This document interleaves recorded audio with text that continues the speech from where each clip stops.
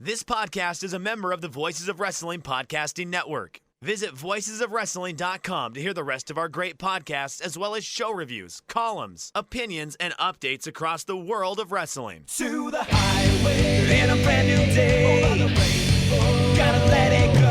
So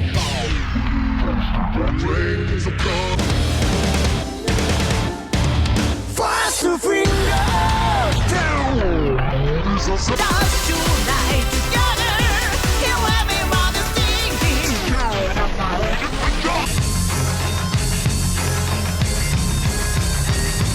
你看到我就怕，头皮发麻，我的手。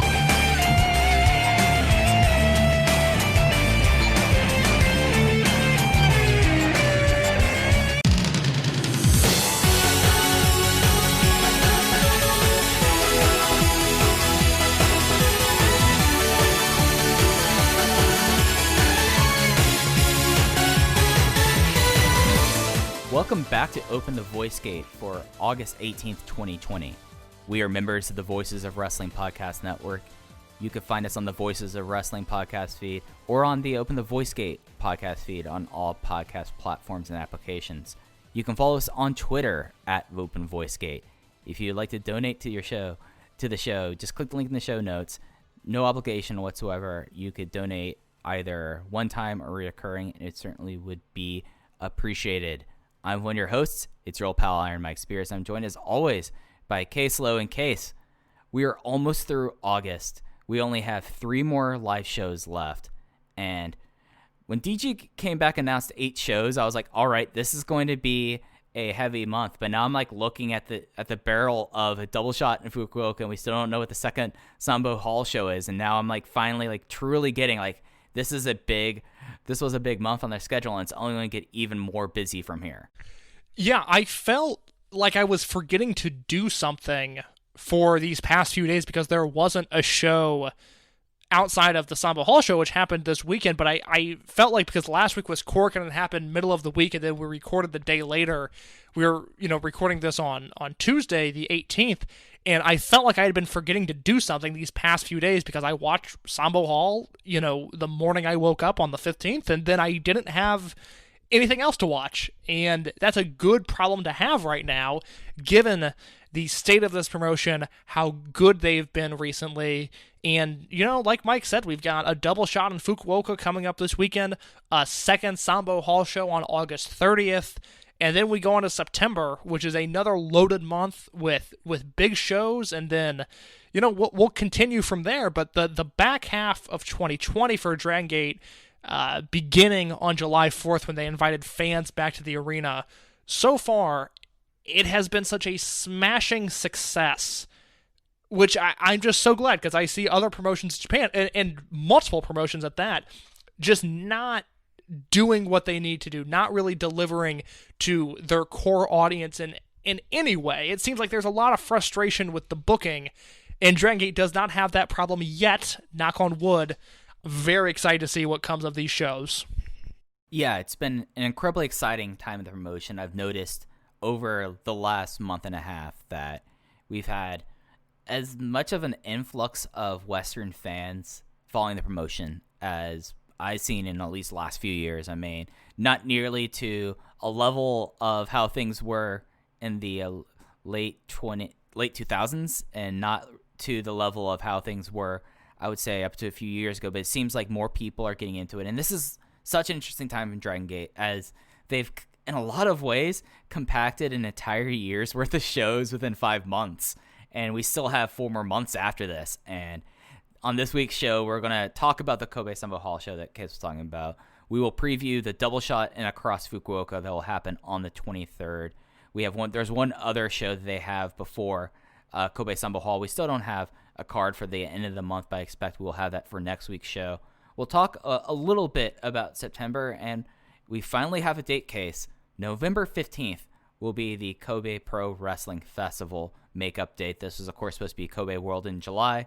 It has been moved to November 15th. So, Case, leading off, for as many years as we've been doing the show together, and as much as you've heard me complain and moan and just, pull out my hair when I'm already in a part of my life where I should not be pulling out my own hair.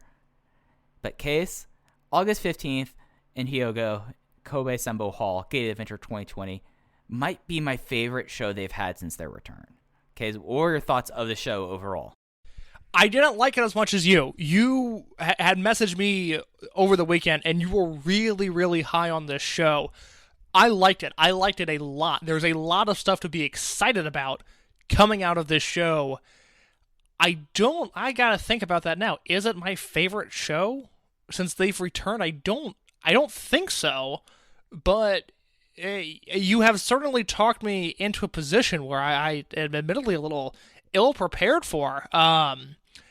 You know what? I liked the Kyoto show from August 8th more than this. I really enjoyed that show top to bottom. You know, it's taking Memorial Gate out of the equation, because I feel like that'd be almost unfair to like compare like a big show to this. That was like, now looking at my notes for it, very similar kind of construction there, where really like if you take out that match 0 on Kyoto, we had the entire show that I had at 3 stars or better. I had 5 out of the 6 matches here at 3 stars or better, including 3 matches that I had notebook. But I know that some of them like were borderline 3 3/4 to 4 stars, so your personal taste may adjust it. But we did come out of the show with like one match that I knew that this was going to be the match I was going to be talking about for a long time, but that was an insane match that we had on the show, and a very important match. So I'm just going to think we should start talking about this from the opener on, unless there's anything you want to hit on really big first. No, let's do it. All right, so the opener was Toriemon versus Dragongate, 6-man tag team match. It was the kind of what we've been seeing a lot on these shows, where it's been you've had somewhat of like what could be like a Dragongate challenge team coming in there, but yet again, Dragongate Generation has been able to take care of the old guys, as the Toriemon side was Masato Yoshino, Dragon Kid, and Ryo Saito, and they faced off against the Triangle Gate champion Strong Machine J, the Twin Gate champion Jason Lee, and then the beltless Keisuke Okuda. But it was Keisuke Okuda who got the win in this match with the lights out kick in 13 minutes and 13 seconds on Ryo Saito. And this was like one of the first matches I think I've watched since coming back that like I know it's like, this really is going to be the end soon for Masato Yoshino, because he was moving a little gingerly to start off this match. You know, he wasn't moving around great, but he is also the person I enjoyed most in this match, because I think he and Strong Machine J have a really nice chemistry with one another. They are such opposites, and Strong Machine J on his best day will never be able to move around the ring in a similar fashion to Yoshino. Forget the speed that Yoshino brings to the table, just the elusiveness and the quickness and the precision that Yoshino is as a wrestler. Strong Machine J is not that. But I think when they come together, they just create an interesting blend of guys where it's like you're watching wrestlers from separate promotions meeting in the middle and wrestling in Dragongate, because they have such different styles and ways of approach that I actually really enjoy seeing those two work with one another. So yeah, I mean, Yoshino, I have my theory that I'll say later on the show as to what Yoshino's future will be. It's very clear, he is winding down his career and he's working these openers, and he seems to be happy doing that. And I gotta say, if he's gonna be wrestling like this, I don't mind it. Yeah, no, it just was something that I noticed that, and maybe it is also watching peak Yoshino matches, which isn't fair to the guy, but it is something that's very obvious that he is on the last days of his career, of his 20-year career. And you talked about Yoshino and Strong Machine J. I think the thing that they really work is that, and something interesting in Strong Machine J, I have not felt like in a long time that we've seen someone as complete of a project, as like a conception as a wrestler, and here he is, from like his debut to now as Strong Machine J. Like, I fully expect that this is the Strong Machine J we'll be seeing for the next however long he's in Dragongate or in his career as Strong Machine J. And that's fine. It's just one of those things that you watch, and because he is like distinctly feels so much different than everyone else, and it's such like conceptualized thing that from like his debut on, he was Strong Machine J, and it definitely feels like this. Something that I also really enjoyed in this match also was that we had like this really cool Okuda and Yoshino series that went on during this match, and it was something that, I mean, it very quickly became to be that this match was about getting Okuda a strong win, and you had this like great finish struggle where Ryo Saito goes for the double cross, a move that I don't think I've seen Ryo Saito hit in like current Dragon Gate in over a year, maybe 2 years. I've seen him hit the double cross, but he moved that like right into, he worked his way out of that and hit the lights out in a match that, for like these openers, I'm having a great time with it at 3.25 stars. I'm at the same rating there. I thought it was a very, very effective way to start the show. And then we had a really like bizarre match. Like when we were previewing this match, I was like, Casey and Gamma are on the same team. That's going to be something. And that was something, as Casey and Gamma went up against the RED team of Kazuma Sakamoto and Diamante. Kazuma Sakamoto won with the Shin Toura Agata, which I don't even remember what that move was. I'll apologize there. On a Gamma in 11 minutes and 15 seconds. And this basically was like 10 minutes where like KZ and Gamma just decided to befuddle the RED team. Mike, you made a lot of buzz, okay? You went viral in some circles at the start of the year with your propaganda of Gamma being the wrestler of the year in 2020. And obviously, COVID has taken its toll on all of us. And for you, I think the biggest change in your life is the fact that it wiped out Gamma's string of great matches.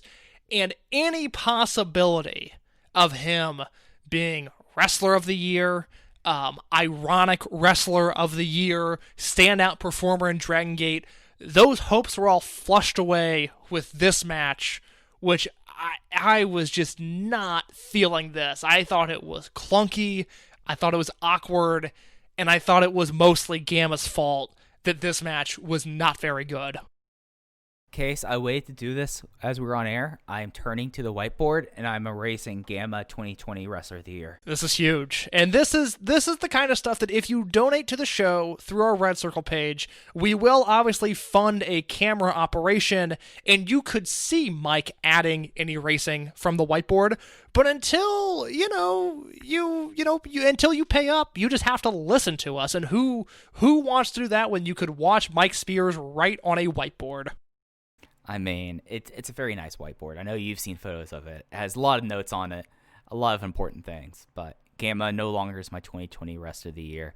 This was just like, yeah, it was. It felt like a Sambo Hall match, which most of the show did not. We were so excited about this card because it was so exciting, which is just not.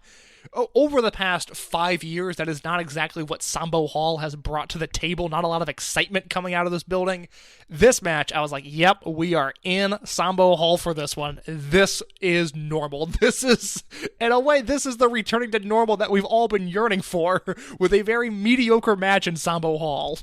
Yeah, 2 3/4. If you want to watch like a match where like Kazuma and Diamante are like, what are we doing here? That's what this match is. This match is 11 minutes of just befuddling Diamante. Like Diamante was like, I don't know what to do with this. Like Diamante has like really stepped up his game over the last like 6 months. But Gamma's Gamma.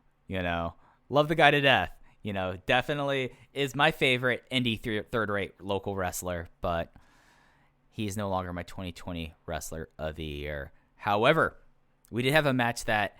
When we announced this match on the Twitter account, Case, what was the most common retweet or most comment and tweet at us about this match? People were legitimately concerned for the health and safety of UT, and rightfully so.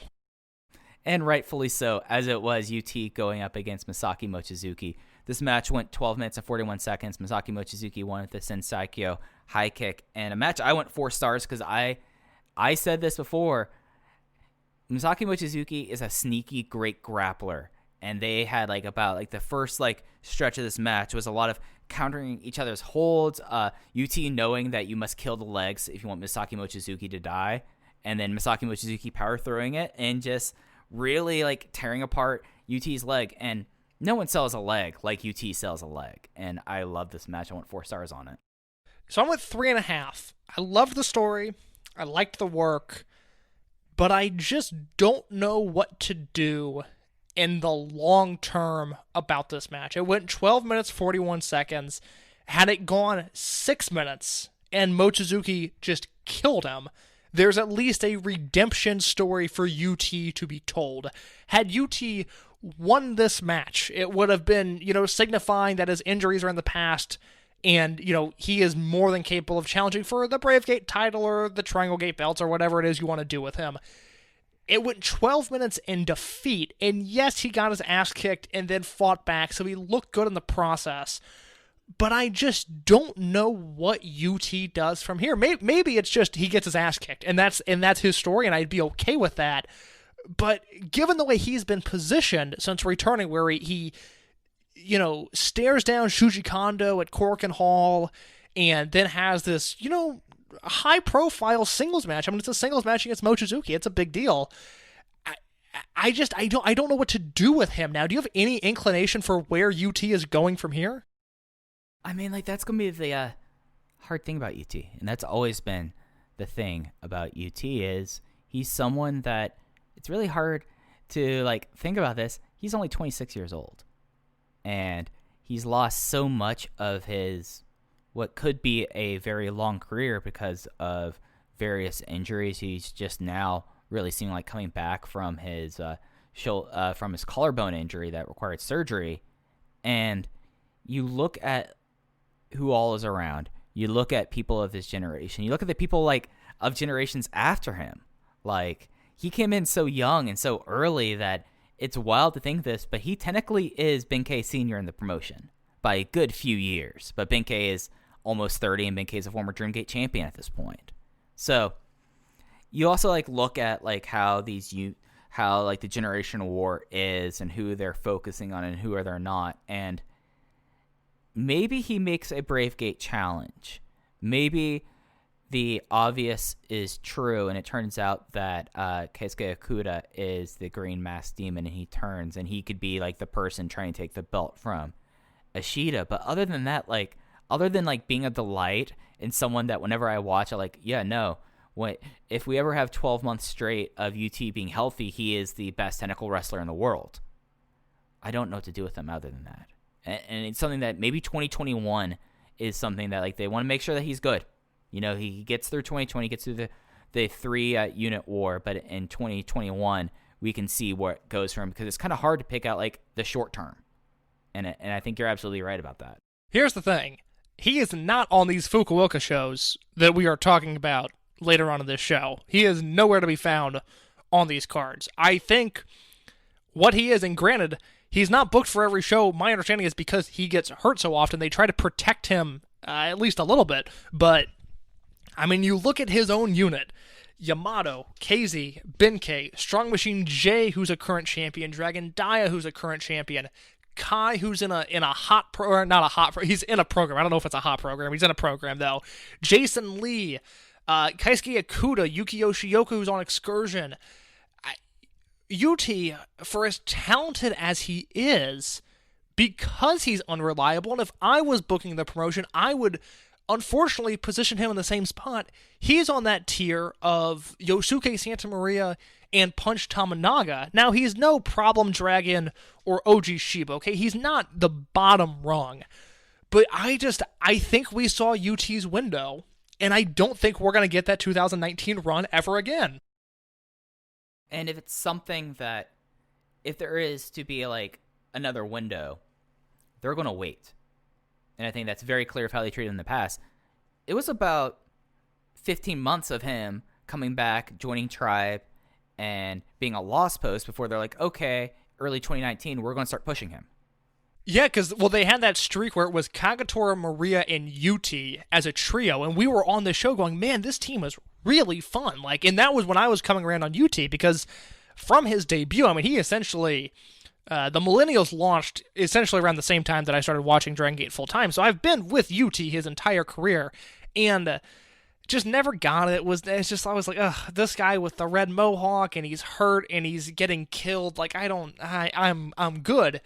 And then he came back in that Tribe Vanguard trio and was really fun, and that's when we started hearing about, he grew up watching Toriemon, he loves the promotion, he's working on his Yave offense. And I was like, all right, I am in on this guy, but you're right, it was an extended period of time before he was even really taken seriously. I think the rookie ranking tournament did a lot of favors for him, and I think, 5 or 6 years from now, we'll look back on that rookie ranking tournament as the foundation of the future of this company, and whether or not UT will ever be a top-rung guy, or even his ceiling is, a Brave Gate guy. Whether that is ever realized or not, I do not know.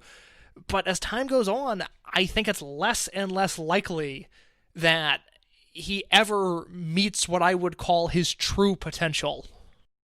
And it's something that, with how jam-packed the Kobe Dojo is, with how they've been turning out kids, and we'll talk about the current class just in a little bit, but it's really like perform now or you're going to get passed by.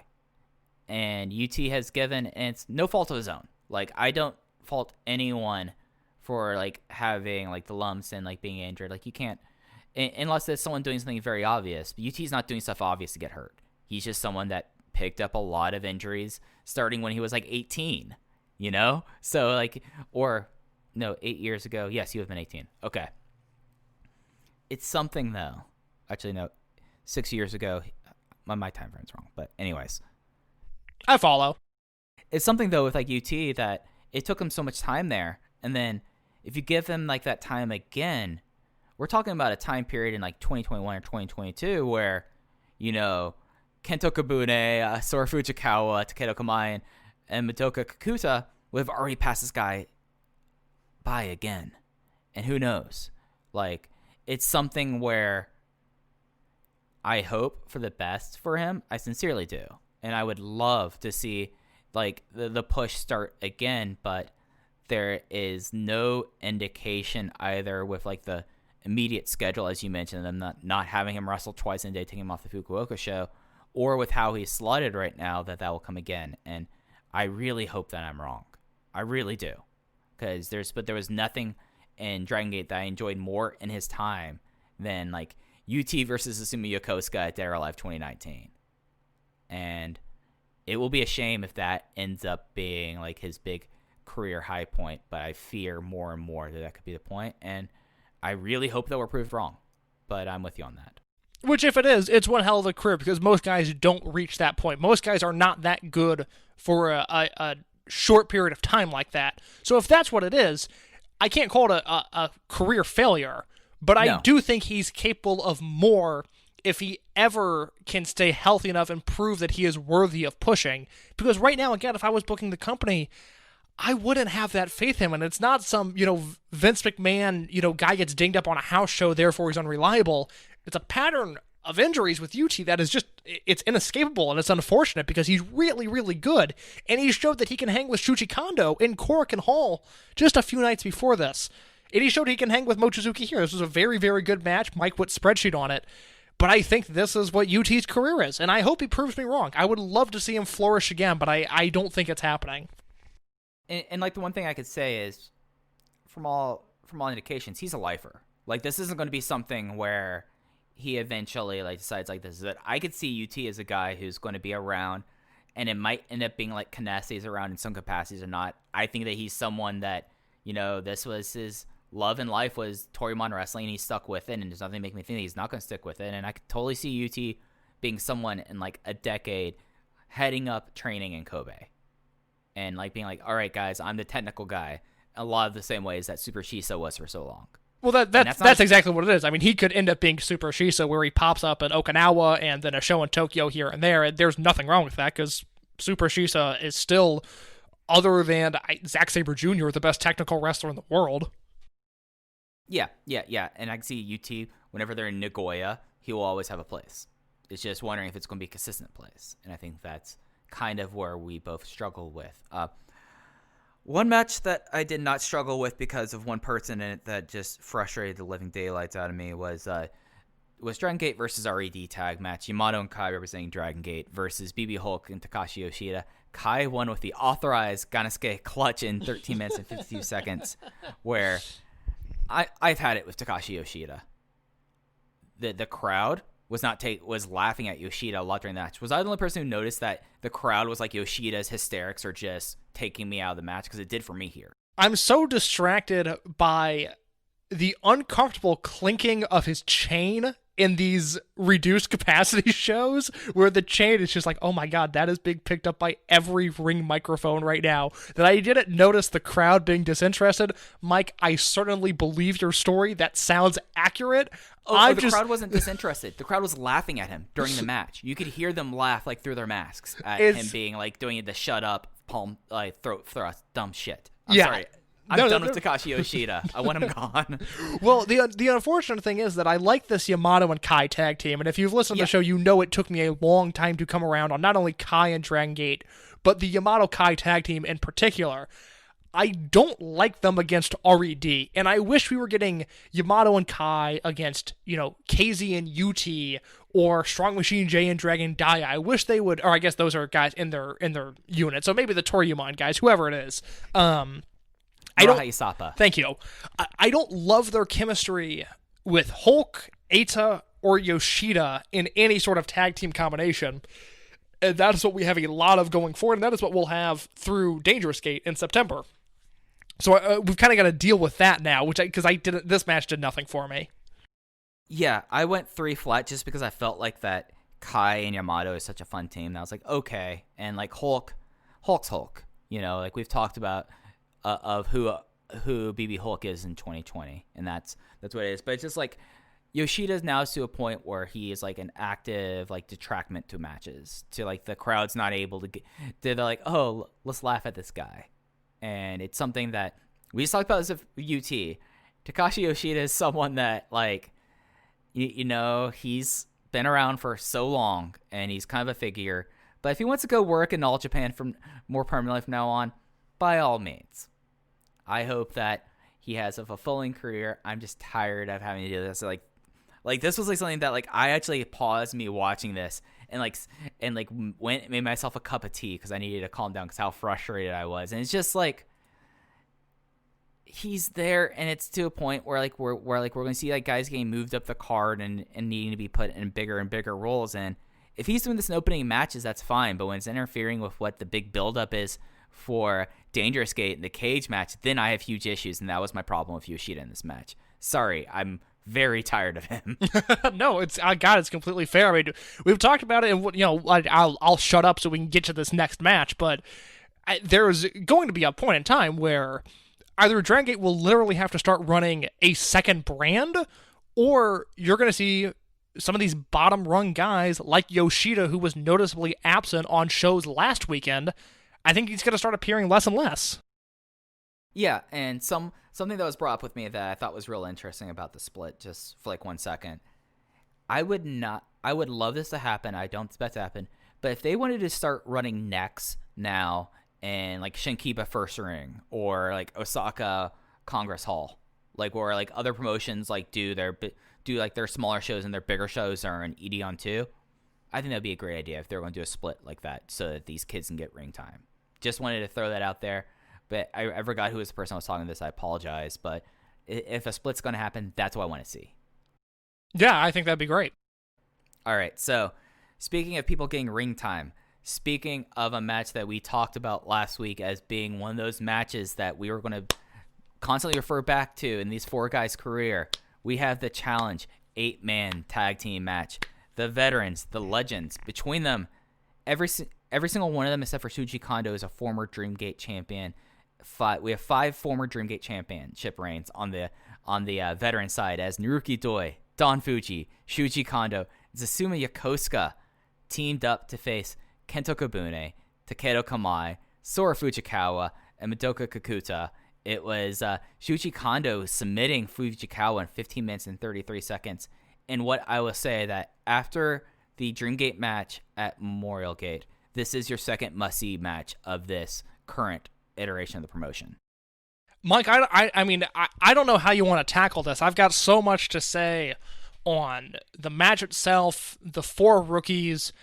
I slow clapped as you introduced the match because 4 days after the fact, I'm still just so delighted that this match occurred. I rewatched it before we recorded today, and it's just what I love in wrestling. I mean, I wish New Japan in all Japan if they ever had the right amount of students, and, God forbid Noah if they could ever produce the right amount of guys from the dojo, although I think they're closer now than they've been in a long time, to run matches like this, because it is a true sink-or-swim environment. And just like on 12-1-16, when 5 legends went against 5 rookies, including Ben K, Shun Skywalker, and Yuki Yoshioka, which I rewatched that match today too. Oh my god, it is more violent than I remembered.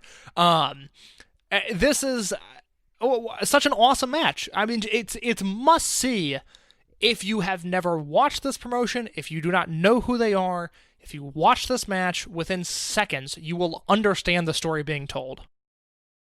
I mean, this is a match that was one of the reasons I'm willing to guess that they made sure to repost what they're doing with limited audiences to make sure, hey guys, we don't really want you to do crowd calls. We don't want you to like verbally emote during matches, because the Kobe Sambo Hall crowd, like the crowd was down a little bit, but I mean they've been running so much that we're in COVID times. I'm okay with that. But this crowd was so behind these 4 young kids, and especially Sora Fujikawa. Apparently, the fan base think he's quite a looker. Like, he's the dreamboat of this class. So it's just something like watching this match. Like, this is a match that if I were to make my matches of 2020 and things, you have to have this match. You can't tell the story of 2020, especially not the story of 2020 and Dragongate, without talking about this rookie class. And last week we said, if they got through this match, okay, you're set.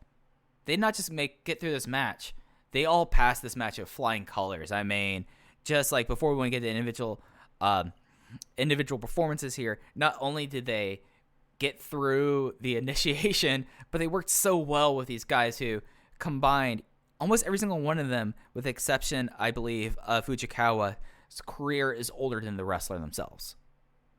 That's wow. wild. Yeah. Okay. Wow. Yeah, I get what you're saying now. Wow. Yeah, that is quite the statistic. I mean, it's a testament to the Dragongate Dojo, which, since they opened their doors in 2004 and unleashed Shingo Takagi onto the world, there's not been a better dojo in wrestling. There just hasn't. I want to go through these rookies one by one, but you can pick who we start with. But I want to really dissect these guys here. Well, I feel like the first person that we should talk about, mentioned them earlier, he seems to be the dreamboat, and he's a person that's in the fall, so I feel like that it's worth that deserves enough distinction to talk about first. Let's talk about Sora Fujikawa, the guy who has been put through the ringer. And I take that back. Fujikawa is 25 years old. He turns 25 in November. And let's start off with him, because he's someone that over like the last month and since returning, I would still think that Kento Kabune is the one that we have the ceiling for, but he's been the top performer of the class so far in the post quarantine era of Dragongate. So let's start off with Sora. Mike, I could be wrong. It's not gonna bother me if I'm wrong, because it's an outlandish prediction. But Sora Fujikawa was the star of this match. Appears to already have a dedicated fan base in Japan, and I went pretty deep into Japanese social media this week on both Twitter and Instagram. Okay. And all right, Mike, let's get into it. Mike, this man has stans, okay? People are standing Sora Fujikawa. There are Instagram accounts dedicated to him going back to when he was a ringside attendant, when he was just lifting the ropes for these guys. There is an account that I saw, and God, I wish I would have written down the name of it, that have essentially tracked Sora Fujikawa's movements ever since, okay? He is a known commodity for being, as you said, quite the looker. Mike, he's the dreamboat. He's the dreamboat. I think he is also the man under the green mask. I think when we find out who that is, whenever RED unveils their new member, I think it's Sora Fujikawa. Okay, because I know that there are a lot of people who are thinking that it could have been KZ. I know that at least indications and seeing that the relationship and the storyline have been going on, Keisuke Okuda is that. I think that's interesting. So, if he's underneath the red mask, that means he's the first one that's going to be pushed in this, because he'd be the first one taken out of the unaffiliated squad, correct? Yes, and not to get ahead, but I think he would be the first pushed because he's ready. That's the thing I really noticed, was that a lot of these rookie matches so far, when they've had like one-on-one matches. Like they've been like 8 minutes or like 7 minutes, but they've been giving Fujikawa a lot of time, and we'll get into like the untelevised match happening this weekend as well. He took a beating from Masaki Mochizuki and took a kick to the throat. He took a kick to the throat. Accidental one. It is on Mochizuki's Instagram if you have not seen it. It is what it sounds like. It is a man getting kicked in the throat. It does seem like that they're giving him this weekend. Oh no, he has to face Yamato and Kagoshima this weekend. Never mind. I thought they were going to give him like the week off saying, hey, your throat's okay. We want to make sure you're okay. No. Yeah, I mean, for how interesting it's been, I really want it to be Keisuke Okuda because I feel like that's the interesting like turn towards the angle. Then maybe down the line you have an Ishida-Okuda tag team. And I think that would be a lot of fun, those two as a tag team, being like just a bunch of just shit kickers.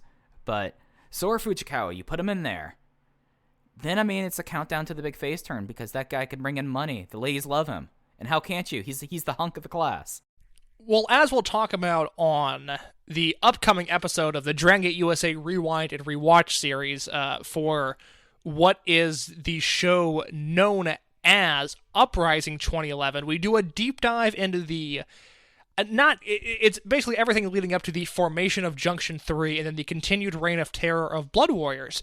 And Blood Warriors turned the man that is now known as T-Hawk from a young boy into a man possessed with warrior paint named Tomahawk TT during the Blood Warriors feud. Now he had been wrestling at that point for about 15 months and, needed to do something. And they didn't exactly give him the rocket pack. I mean, he was kind of the fall post in Blood Warriors, but he was at least given a gimmick and a purpose, and I think Fujikawa holds a very similar fate. Had I not gone back and looked at the formation of Blood Warriors at this time period, I would have said, no way, it's not going to be a young boy. But now that there's a bit of a precedent there of, hey, they've done this before, they can do it again, I think it's very possible. And like I said, I was going in and trying to translate as many tweets as I could over the weekend to figure out what the native fan base is thinking about all of this. And Okuda is not mentioned as a guy under the mask. I think people want to think, I think Dragongate is doing the story where they want us to think it's Okuda. Nobody is really buying it as Keisuke Okuda. The names that I see mentioned are KZ or one of the young boys, and in particular, Sora Fujikawa, who was, eliciting vocal reactions from a crowd that was supposed to be muted. Dragongate had to repost their fan conduct guidelines after this match because people were screaming for Fujikawa to escape the clutches of Don Fuji and Shuji Kondo. Sora Fujikawa comes out of this weekend as the biggest winner of them all. I think Kenta Kobune has the highest potential of the group, but I think if you had to put someone out there tomorrow and push them to some extent, I think Sora Fujikawa is the guy you do that with. So something that just came in my head, and if it's something that we want to take more time on a future episode and do, I think we should start doing do our current rookie ranking league right now. And I think that coming out this weekend, Sora Fujikawa is number one in the bullet. He's the one that, we do see the path for Kobune. We see how Kamai is already a complete package. We see the X factor that is Madoka Kikuta, but Sora Fujikawa, his future can be very clear very quickly, and I think he would be the number one rookie at this point. I would wholeheartedly agree, and I think Kobune is a close second behind him if we want to transition to let's talk about Kobune. To the man who begins this match by drop kicking Naruki Doi and then follows up with a beautiful judo throw. And then from there, it's on. At one point, I'll just to throw out another move he did. Susumu Yokosuka goes to Jumbo no Kachi, this man, and Kobune does a step-up cross arm breaker and forces Yokosuka to reach the ropes, which was just another one of those, oh my god, this guy, yes, he debuted in December, but with the pandemic and everything, he's really only been wrestling 5 or 6 months, and he's doing a step-up cross arm breaker on Susumu Yokosuka. Are you kidding me? He used him as a jungle bit, Jim. Literally, he grabbed his arm and was like, oh, I'm going to climb now, Susumu Yokosuka. Time for a flying arm bar. Let's go. And then it was just something that, he came out in the beginning of this, and he was clearly the one that was kind of positioned towards the top out of him and Kamai. I feel like that's a fair assessment of this. And then he's been the person that they already were providing the push to. He's on the second colorway of his t-shirt. I'm personally holding out for a Miami colorway of the Kenta Kobune t-shirt That'll be one I get if they get like nice like neon pink and neon blue. Like that's the Kento Kabune t-shirt I would get. But he seems like that he's someone that like he had this interaction with Susumu Yokosuka. He already has like a sense of an offense that's very exciting, and it's something where like we talked about before. The only thing that's going to hurt Kento Kabune is if they can't get the fans to think that someone who's like 5'5" could be a Dreamgate champion. Yes, I don't think he will have an issue overcoming that. We will talk about the height of the young boys later on as we go along, but Kabune, look, he's the guy I'm backing. He's ultimately my candidate for 2020 class of guys to succeed later on. I think this is Fujikawa's moment. I think the long game is Kento Kabune. Yeah, that's fair. And, you know, he's someone that he was paired up with like the two icons in that opening tag match, and I think that he would have to be number 2. My number 3 is Kamai. Who is your number 3? My number 3 is Madoka Kikuta, who I was just really... Here's the thing. We have seen enough of Kamai now to know what Kamai is and who he is going to be. I have no clue what the future holds for Madoka Kikuta, because he has a weird style that, you know, his background is just different. He's built super weird, and the Dragongate website claims he's 173 centimeters tall, which, if I Googled this correctly, I believe comes out to about 5'6" or thereabouts, which... he has to be taller than that. That's the thing. He towered. So Shuji Kondo is listed at 173 centimeters as well. He towered over Shuji Kondo. This dude is really, really big and could end up being like the tall guy in the promotion.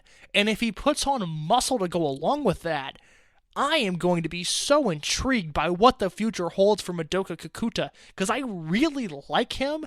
I just think he's so different. And just, that's what he is. He's just so different. But he clearly has this Power Junior thing to him where he was standing in there, trading chops with Shuji Kondo, trading chops with Don Fuji, and maybe not coming out on the better end of it, but coming out looking strong. And I really like that for a young boy to be able to show that much potential when Fuji is throwing chops at you and when Kondo is clubbing you. For him to stay in there and take that says something.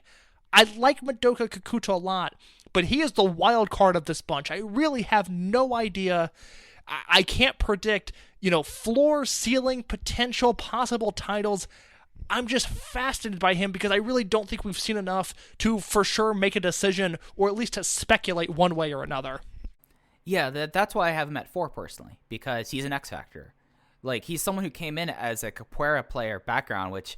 to my knowledge, he might be like the first person that has come from like that distinctive background. Like, you see it in MMA a lot, but not necessarily in wrestling. Other than Tadarius Thomas of Ring of Honor fame, he's the only other person I can think of. Yeah, but Madoka Kikuta has a much higher upside than TD Thomas, who, by the way, I liked, but Madoka Kikuta could be much better. Yes, it's just something where he has something that like I don't know what's going to be, and just because of that, like, we know who we have a good sense of Kamai at this point. Like, at this point, we get who he is, but my mind goes racing and imagining, like, what happens if he remains lanky and just becomes, like, this crazy capoeira player? That's so interesting. Like, just this guy who is listed at 5'6", he's probably about 5'9" or 5'10", to be honest. Like, the big thing is, let me see him next to, like, whenever he comes back, Shun Skywalker. That will let us know how tall he is. Because what is Shun Skywalker's height right now, Case? Skywalker clocks in, according to the Dragongate website, he clocks in at 180 centimeters, so he is a tall boy. Yeah, so 180 centimeters. If he's like taller than him, then we know he's at least that, because I think 180 centimeters would put him at, I'm just doing math in my head, and again, Texas educational system, puts him at like 5'8.5". It puts him at 5'9". 5'8.5", not 5'9". Hey, look, we're recording this at 11 o'clock at night, and I was able to be somewhat close to that. Come on, folks. No Mike Spears left behind. Props to the Texas educational system.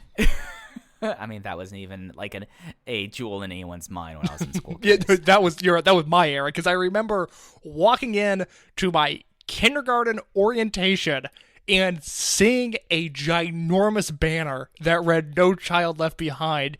Obviously, at 5 years old, not knowing what that meant, but at 5 years old going, I don't know. Then, like, there's apparently, like, and this tells you about where I'm in my personal life. Apparently, there's this thing called new math. I have no clue about it. So I have no idea what sounds it is. right. Growing up, I was in oh God, what was it called? I think my math books were something called Everyday Math, which Okay. yeah, I'm looking at the textbook now. I was in Everyday Math, which I guess was like not alternative and like, well, I guess difficulty in the sense that it was much harder.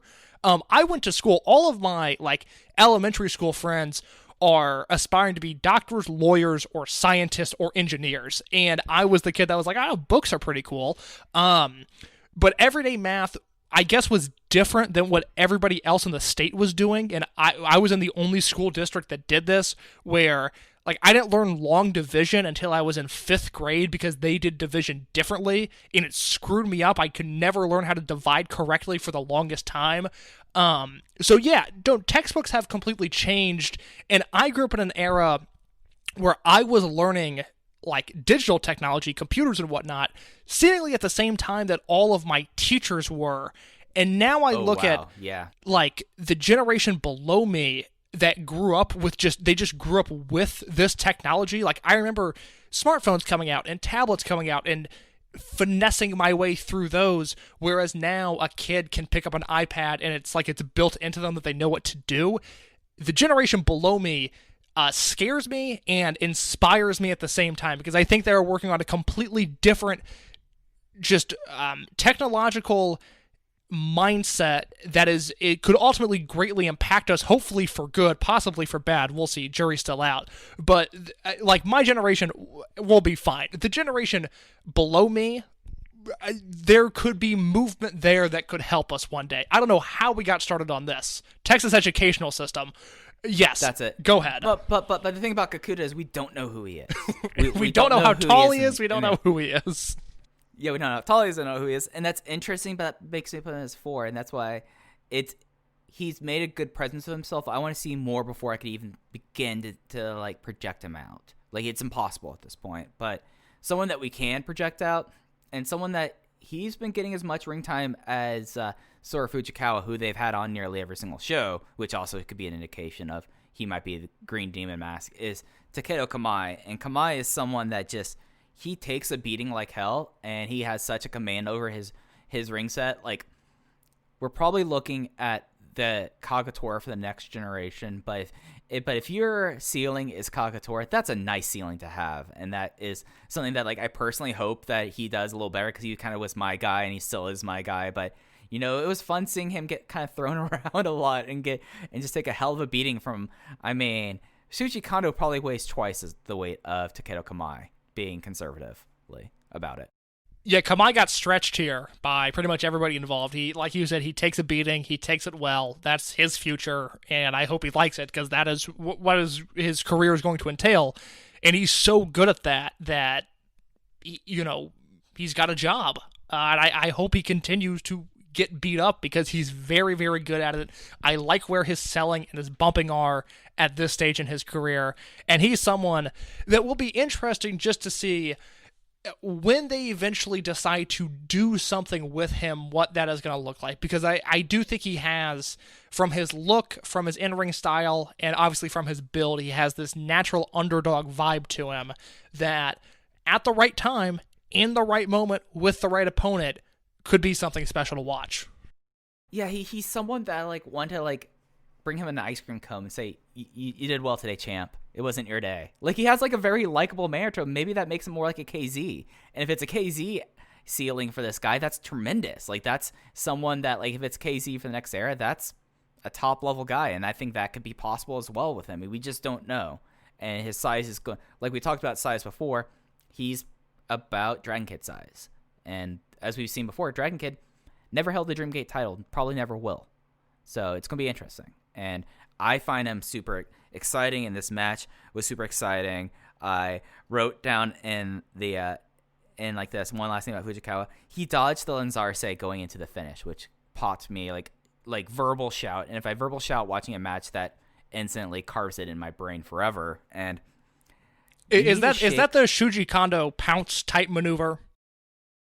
It's his version of a spear slam. So that he does it like he's a gladiator dodging a bull. I mean, Kondo like revs up and charges at him, and Fujikawa leaps over him into a sunset flip for a 2 count. It's the best spot of the match, and that is something that every single time they are wrestling one another, that spot should be done. It should be his equivalent of the world liner that Yokosuka had in his back arsenal when he wrestled Dragon Kid. It should be one of those signature spots that every time you see Fujikawa and Kondo in the ring, they are doing that spot. Yeah, no, absolutely. And it's something that you have to shake Don Fuchi's hand, Sora. Like, you're making some places. But what happens if we saw what happens when you don't take Don Fuchi's hand? If you take his hand, he might just shake your hand and you get out of the way, or you might eat a choke slam. That's better than what you got. So, tremendous match. This show will be on the network until the 22nd. Go and watch this match. Seriously. Like, if you want to keep up with the promotion, this is a match that you need to like make time for. It's only 15 minutes, and you'll get a sense of where the promotion is, where it has been, and where it'll be in the future. And if that was the only really awesome match on the show, then it would have been a very successful Kobe Sambo Hall show given their usual standards. I think that's fair to say. If this was their only match that I felt like that was great, that would have been something I would have died for in 2018 and 2019. Wouldn't that be fair to say, Case? That's completely fair. What star rating did you give the Rookies versus Legends match? 4.25. Okay, as did I. I rewatched 12-1-16 today. That match is, like I said, it's more violent than I remember. The bulk of the match, I mean, we talked at the time a lot about Katsumi Takashima, who debuted in that match, who had been held up in the dojo because of an eye injury. And we talked about how Shima was not kicking him in the face, but kicking him in the eye. It should also be noted that Dragon Kid was also gouging at his eyes in this match, which that level of violence from Dragon Kid is unexpected.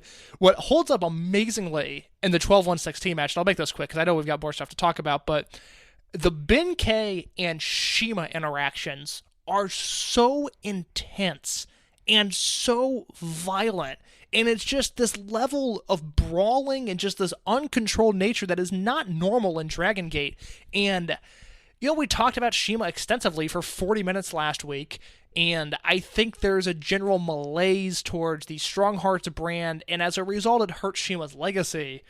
But then you go back and watch a match like that, and, on top of everything we're watching with the Dragon Gate USA series that we're doing, where Shima's on top of his game, and oh my God, one of the best pro wrestlers ever. I mean, one of the 30 to 40 greatest pro wrestlers to ever step foot in a ring. And it's him and Benkei just mauling each other, throwing the ring announcer's table at, Shima throws a table in that match. It's, it's the Austin Powers who throws a shoe, but it's Shima throwing a table. It's unbelievable.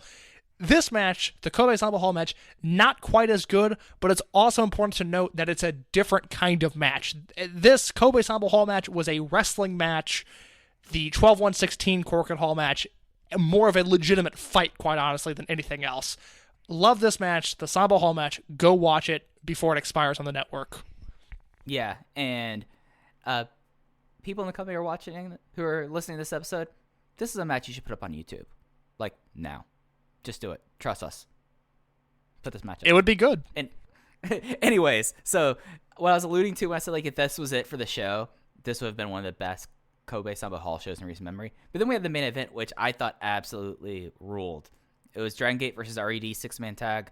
We had the Open the Triangle Gate, 2/3 of the Open the Triangle Gate team for Dragon Gate as Benkei and Dragon Daya tag teaming with Kota Minoura, one half of the Open the Twin Gate champions, against the Open the Dream Gate champion, Ada, Kaito Ishida, the Brave Gate champion, and the man who's so proud that he is number 1 in the cage match at Dangerous Gate, Big R Shimizu. Minoura pinned Shimizu with the bobble gear in 15 minutes and 40 seconds. And another match that I absolutely love went 4.25 on Case. Went 3.75 on this one. A match that with maybe a more vocal crowd, I'd probably bump it up to spreadsheet level, but yeah, I mean, this is the company right now. We are seeing Masato Yoshino about to retire, Naruki Doi had his moment on top. He's now being cycled back down the card. Shuji Kondo's a great story, but Shuji Kondo's not winning the Dreamgate belt. Genki Horiguchi is taking falls left and right. Dragon Kid doesn't hold any titles. Susumu Yokosuka doesn't hold any titles. This is the future of the company. These are, the Dreamgate champion, the Bravegate champion, the tag champs, and 1/3 of the Triangle Gate champs, and then plus Big R Shimizu, who's always pushed, main eventing Kobe Sambo Hall, their home base. This is the company right now, and I am all on board with everything here. And most notably, we've talked so much about how Ishida and Akuta has been the feud of the year in wrestling. Ishida and Dragon Dia have something brewing, and Dragongate J pointed out on his Twitter, the story seems to be that Ishida is the one person that can figure out Dragon Dia. Ishida has an answer for everything Dia does, and I was sucked into that story in this match. Yeah, and Dia has such great chemistry with the 3 RED guys. This was a match that if this was the WrestleMania weekend 6-man tag match, it would have been blowing people's minds. It's to that level. I think in a lot of ways, Shimizu, the Ishida and Dia thing is going to be such an interesting thing to see, as with Dia's ascent, we've had Kaito Ishida, the person who finished second in the rookie ranking tournament. Or was he second or was he third in the tournament? I always forget that.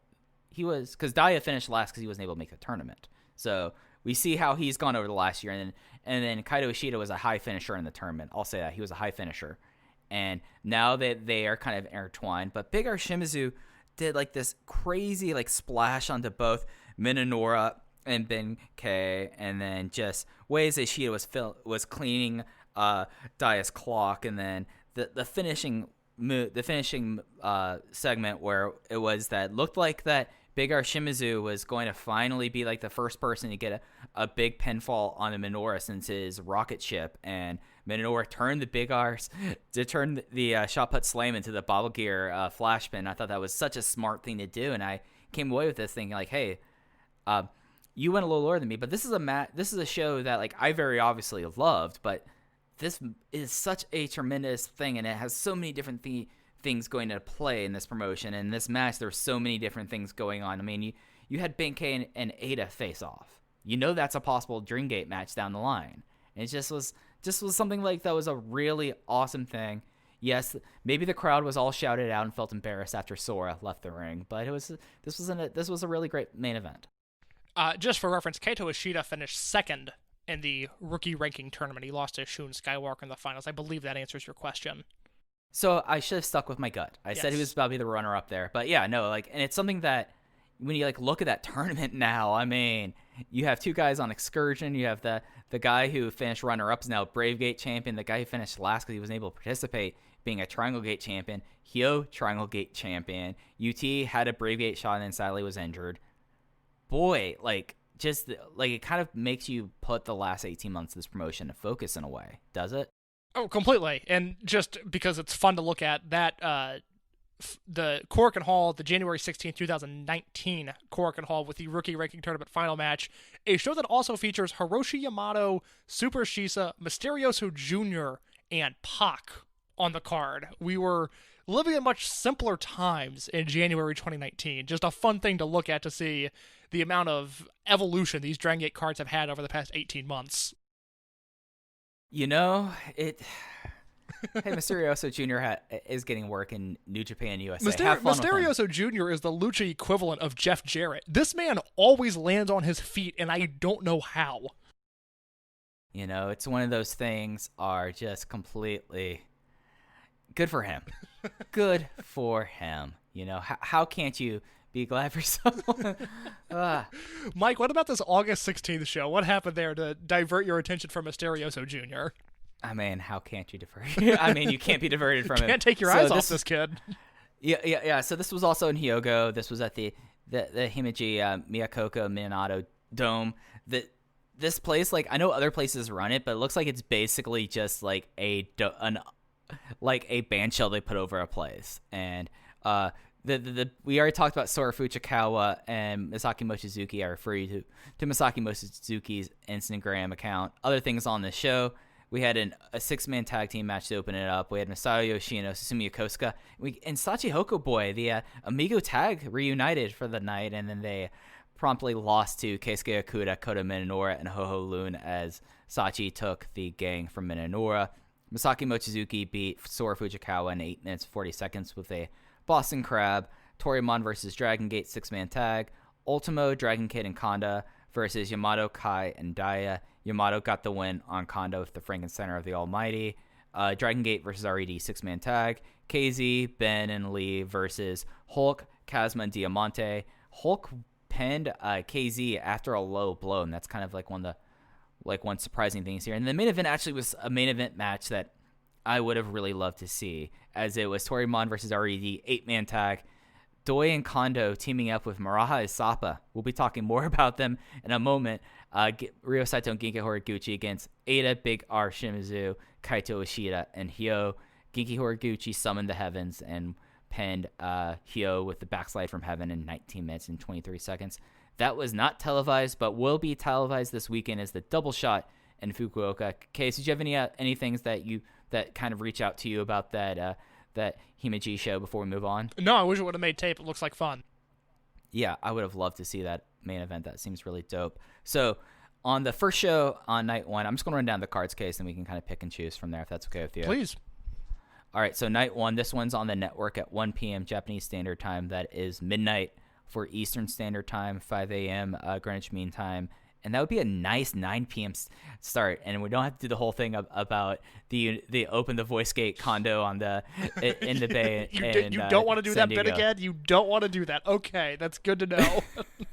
I mean, we'll save it for another. If they ever have like a noon start, that's when we really get. Oh my god! Oh my god! Can you imagine waking up in the afternoon there being Dragon Gate? Oh, we are living in the wrong time zone. We are in the worst time zone. Toriemon versus Dragongate 6-man tag team match. Ultimo, Doi, and Fuji versus KZ, Lee, and Problem Dragon. Tag team match, Mochizuki and Gamma versus Okuda and Tominaga. That's something. Kondo versus Hyo. Pausing here, before we recorded, I said I was going to ask you something. How long do you think this match goes, and why should it be under 5 minutes? Okay, yeah, so let's write down these times, and we'll be sure to tweet out at Open Voice Gate who was closer. Yeah. It's going to be under 5 minutes. I'm going to say 4 minutes and 55 seconds. Oh, getting in right before the call. I know. Okay. Hey, look, Yo's a former Triangle Gate champion. As much as I love my small leopard son, I'm thinking 3 minutes and 20 seconds. Which, by the way, one more note about that match. So 12-1-16, I was rewatching that, and watching Yo in that match, I was like, oh, that's why we loved this guy. Like, it's easy to clown on him now when he is the lowest ranking member of RED. He is unbelievably great in that tag team match. That's enough about the tag, but I thought I would at least validate Mike Spears and his opinions on Yo, because there was a point in time where he looked incredible. I mean, I thought other than Benkei, he was going to be the surefire star out of that 5. So, look at how wrong I was. Match 4, a Dragon Gate versus RED 6-man tag match. Yamato, Kai, Minoura versus Ada, Hulk, and Shimizu. Semi-main event, and boy, this is a spicy one. Dragon Kid and Susumu Yokosuka versus Maraha Isapa, Genki Horiguchi, and Ryo Saito. And then the main event is an 8-man tag. It is Dragon Gate versus RED. It is Ben, Strong Machine J, Maria, and Daya versus Ishida, Yoshida, Diamante, and Kazuma Sakamoto. So just on that first night, I mean, semi-main event, getting Kid and Yokosuka versus Maraha Isapa is something that I'm looking forward to a lot. Look, it's the least excited I've been about a televised Dragon Gate show since their return. I don't like that main event. It's got Maria and Yoshida, which is just off-putting for a main event. I understand it's Fukuoka, and they run this tiny building now that they have to run twice to justify going there since Hakata Star Lane's closed. I get that, but I don't like that main event. And it sticks out like a sore thumb because it's the one time where I'm like, oh, man, I don't know about that one. But as a whole, I mean, if you look past the Tominaga catastrophe in match 2, which even that has Okuda versus Mochizuki, so I can't complain too much. It's a fine card. I'm intrigued to see Yamato and Minoura team together because I think if Minoura is on the same level as Yamato in terms of charisma and output, I think that is going to be a huge selling point for him. And then match 5, I just don't know what to do with. I mean, this is weird. This is a weird match, right? Oh, yeah. I mean, Genki Horiguchi picks his spots now. He's someone that over the last few years, he's been kind of taking steps back, and he's thrust in with like his most famous tag team partner, Ryo Saito. And then you have like the Ryosuka kind of thing going on here. And then, I mean, all four of these guys were in Do Fixer together for a while. So it's a wild match, you know? I mean, it's a wild thing. I mean, I expect, unless they're going to have a Horiguchi run here, I think that your finish is Jimbo no Kachi to Genki Horiguchi. But Genki and Susumu are Kyushu tag team champions together. I don't know what to do with this match, but it's the most interesting thing on the show. Well, it's the same unit. Yes. It's Dragongate and Susumu are not normal partners. I don't know if they've ever teamed in a straight 2-on-2 match with one another. I should have looked that up before the show. And, Maruha Isapa, I mean, they team sporadically. They teamed 3 times in 2019. They've teamed twice this year, once on a televised show, once on a house show. I mean, I don't know what angle you take out of this unless they want to turn Genki heel, which wouldn't make any sense given the problems he's had with Ishida. I don't think at this point in his career you can turn Susumu heel. Dragon Kid turned heel once. We don't need to do that again. And Saito is a comedy figure. So I guess this is just going to be a good pro wrestling match, which I don't have an issue with. But it's a really weird match.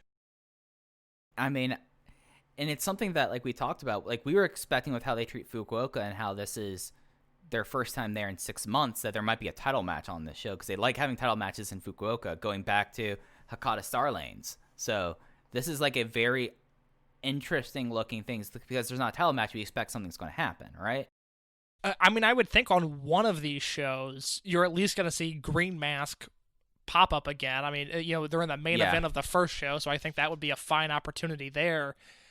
I don't know. This is a very strange set of shows, and it's unfortunate that Dragongate went from, Fukuoka being in Hakata Star Lanes, which they always treated with reverence and respect and always seemed to load up those shows, and now in the Acros Fukuoka venue, I get it. You have to run twice. It's a logistical nightmare.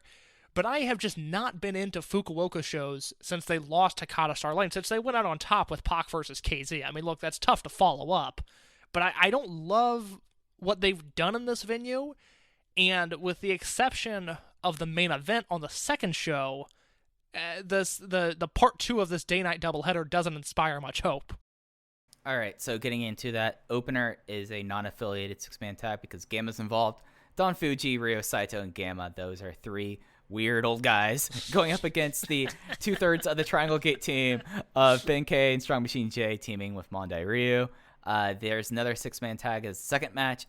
It's listed as a 6-man tag, but it's only it's a straight tag team match. I think that's a typo. Okuda and Daya versus Yoshida and Hyo. Singles match, Masaki Mochizuki versus Yosuke Santa Maria. Toriemon versus RED 8-man tag match. Ultimo Dragon, Naruki Doi, Shuji Kondo, Genki Horiguchi versus Shimizu, Ishida, Diamante, and Sakamoto. Semi-main event of Yamato and Kai versus Ada and BB Hulk. And then the main event, KZ, Minoura, and Lee versus Yoshino, DK, and Yokosuka. So yeah, this is like, I guess maybe I'm just putting it out there that I'm hoping something happens on these shows, but it could just be 12 good matches. Or like 14 good matches, let's be fair. Yeah, it's strange. I mean, the back half of the show looks all right. Mochizuki and Maria had one great match. I don't think Maria is in a position to have as good of a match as she did with Mochizuki, and I believe December of 2015 in Korakuen Hall. And then, the Toriemon RED 8-man, that'll be good. I mean, it's Kondo against Ishida. It's Kondo against Shimizu. It's Ultimo against Diamante. It's Doi against Ishida. There's a lot of different matchups there that you like. I've talked about, look, I'm not into Yamato and Kai specifically against RED, so that match 5 does nothing for me. And then the main event, it's Susumu and DK again with Yoshino against KZ, Minoura, and Lee, who are all white hot. So that should be... that's a match where you would have to think you're looking at 3 3/4 or 4 stars on that match, and anything lower, I think, would be a disappointment. So I hope at least the main event of show number 2 delivers in a big way. Yeah, that's what I'm hoping as well. They do have another show announced in Kagoshima. Just looking at this card that says Yamato versus Fujikawa. God, I would love to see in. that. Man, if you were in the Kagoshima area, feel free to fan cam that for us. Don't know what our outreach is like in Kagoshima, but if you are listening, please reach out.